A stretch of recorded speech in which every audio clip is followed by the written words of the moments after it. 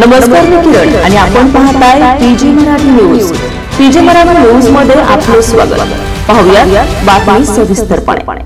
फुलंब्री तालुक्यातील वडोद बाजार परिसरातील भावडी रस्त्यावरील डेरे वस्तीवरील पुलाने वस्तीवरील शेतकऱ्यांचे घराचे आणि शेतीचे नुकसान सतत सुरूच आहे।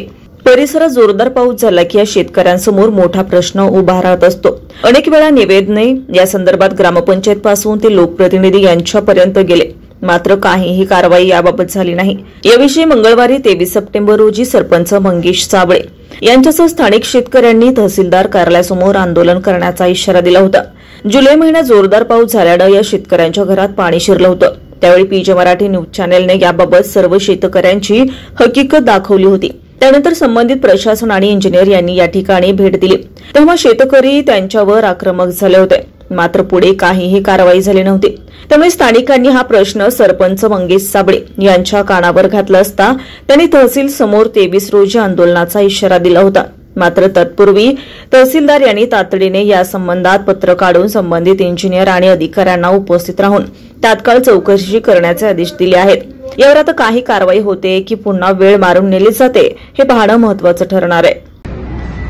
या ठिकाणी आज तहसील कार्यालय फुलंब्री या ठिकाणी आम्ही आलेलो आहोत। आज आपल्यासोबत भावडी, नरला भावडी व तसेच वडोद बाजार या शिवारावरील हे नागरिक आहे, नागरिकांची वस्ती आहे।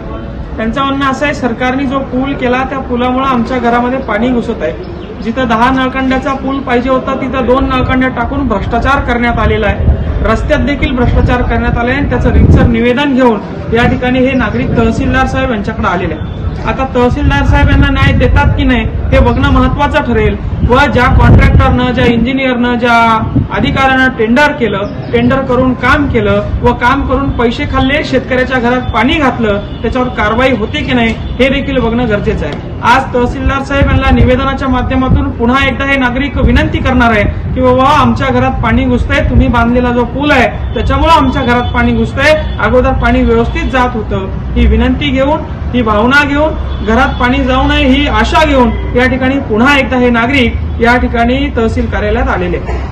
पीजी मराठी न्यूज चॅनलसाठी प्रतिनिधी प्रवीण एखंडे, फुलंब्री, छत्रपती संभाजीनगर।